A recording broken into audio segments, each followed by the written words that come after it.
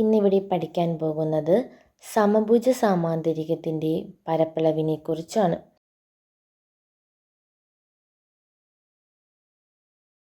എന്താണ് സമഭുജ സാമാന്തരികം എന്ന് നോക്കാം. 4 വശങ്ങളുള്ള ഒരു ചതുർഭുജമാണ് സമഭുജ സാമാന്തരികം. എന്തൊക്കെയായിരിക്കാം സമഭുജ സാമാന്തരികത്തിൻ്റെ പ്രത്യേകതകൾ? വശങ്ങളെല്ലാം തുല്യമായിരിക്കും, എതിർവശങ്ങൾ സമാന്തരമായിരിക്കും, വികർണങ്ങൾ പരസ്പരം ലംബ സമഭാജികളായിരിക്കും, ഒരേ വശത്തിലെ കോണുകളുടെ തുക 180 ഡിഗ്രി ആയിരിക്കും. ഇതൊക്കെയാണ് ഒരു സമഭുജ സാമാന്തരികത്തിൻ്റെ പ്രത്യേകതകൾ. നമുക്ക് ചുറ്റും നിരവധി സമഭുജ സാമാന്തരികങ്ങളുടെ ഉണ്ട്.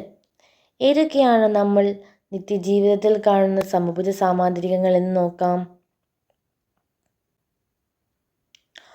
ഒരു സമഭുജ സാമാന്തരികത്തിന് 2 വികർണങ്ങളുണ്ട്.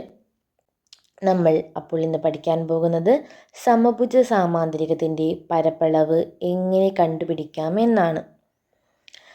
ആദ്യമായി ABCD എന്ന് പറയുന്ന ഒരു സമഭുജ സാമാന്തരികം എടുക്കുക. ഈ സമഭുജ സാമാന്തരികത്തിൻ്റെ വികർണങ്ങളാണ് ACയും BDയും. ഈ 2 വികർണങ്ങൾ ABCD എന്ന് പറയുന്ന സമഭുജ സാമാന്തരികത്തെ 2 ത്രികോണങ്ങളായി മുറിക്കുന്നുണ്ട്. ഈ സമഭുജ സാമാന്തരികത്തിൻ്റെ പരപ്പളവ് കണ്ടുപിടിക്കുന്നതിന് ഈ 2 ത്രികോണങ്ങളുടെ പരപ്പളവുകൾ പരസ്പരം കൂട്ടിയാൽ മതിയായിരിക്കും. ഏതൊക്കെയാണ് ത്രികോണങ്ങൾ? ത്രികോണം ABCയും ത്രികോണം ACDയും. അതായത് സമഭുജ സാമാന്തരികം ABCDയുടെ പരപ്പളവ് സമം ത്രികോണം ABCയുടെ പരപ്പളവ് അധികം ത്രികോണം ACDയുടെ പരപ്പളവ്. ത്രികോണം ABCയുടെ പരപ്പളവ് എന്താണ്?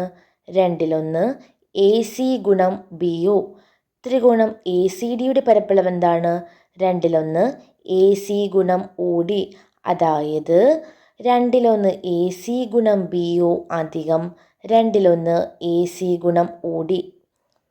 രണ്ടിടത്തു നിന്നും നമുക്ക് 2/1 ACയെ പുറത്തെടുക്കാം. 2/1 AC ഗുണം BO അധികം OD. BOയും ODയും ചേരുന്നതാണ് നമ്മളുടെ ഒരു വികർണമായ BD. അതായത് 2/1 AC ഗുണം BD.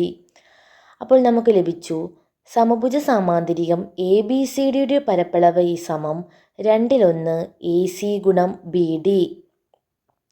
ACയും BDയും എന്തൊക്കെയാണ്? സമഭുജ സാമാന്തരികത്തിൻ്റെ 2 വികർണങ്ങളാണ് ACയും BDയും. അതായത് സമഭുജ സാമാന്തരികത്തിൻ്റെ പരപ്പളവ് കണ്ടുപിടിക്കുന്നതിന് വികർണങ്ങൾ പരസ്പരം ഗുണിച്ചിട്ട് അതിൻ്റെ പകുതി എടുത്താൽ മതിയായിരിക്കും. നമ്മുടെ ഇവിടുത്തെ വികർണങ്ങൾ D1 എന്നും D2 എന്നും എടുത്താൽ സമഭുജ സാമാന്തരികത്തിൻ്റെ പരപ്പളവ് എങ്ങനെ പറയാം? 2/1 D1 ഗുണം D2. അപ്പോൾ എല്ലാവർക്കും സമഭുജ സാമാന്തരികത്തിൻ്റെ പരപ്പളവ് കണ്ടെത്തുന്നതിനുള്ള സമവാക്യം മനസ്സിലായോ? എന്തായിരിക്കും സമഭുജ സാമാന്തരികത്തിൻ്റെ പരപ്പളവ് കണ്ടുപിടിക്കുന്ന സമവാക്യം? 2/1 D1 ഗുണം D2. അടുത്തതായി നമുക്കൊരു പ്രവർത്തനത്തിലേക്ക് കടക്കാം. വികർണങ്ങൾ 6 സെൻറ്റിമീറ്റർ 4 സെൻറ്റിമീറ്റർ ആയ സമഭുജ സാമാന്തരികത്തിൻ്റെ പരപ്പളവ് എന്താണ്? അപ്പോൾ എന്തായിരുന്നു സമഭുജ സാമാന്തരികത്തിൻ്റെ പരപ്പളവ് കണ്ടെത്തുന്നതിനുള്ള സമവാക്യം? 2/1 D1 ഗുണം D2. ഇവിടെ നമ്മുടെ വികർണങ്ങൾ ഏതൊക്കെയായിരുന്നു? 6 സെൻറ്റിമീറ്റർ 4 സെൻറ്റിമീറ്റർ. അപ്പോൾ D1 6 സെൻറ്റിമീറ്റർ എന്നും D2 4 സെൻറ്റിമീറ്റർ എന്നും എടുത്താൽ സമഭുജ സാമാന്തരികത്തിൻ്റെ പരപ്പളവ് എന്തായിരിക്കും? 2/1 D1 ഗുണം D2. D1 6 centimetre D2 4 centimetre.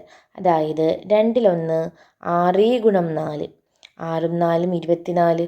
2/1 ഗുണം 24. 12 ചതുരശ്ര സെൻറ്റിമീറ്റർ എന്ന് കിട്ടി. അതായത് 6 സെൻറ്റിമീറ്റർ 4 സെൻറ്റിമീറ്റർ നീളമുള്ള വികർണങ്ങളുടെ നീളമുള്ള സമഭുജ സാമാന്തരികത്തിൻ്റെ പരപ്പളവ് 12 ചതുരശ്ര സെൻറ്റിമീറ്റർ എന്നു കിട്ടി.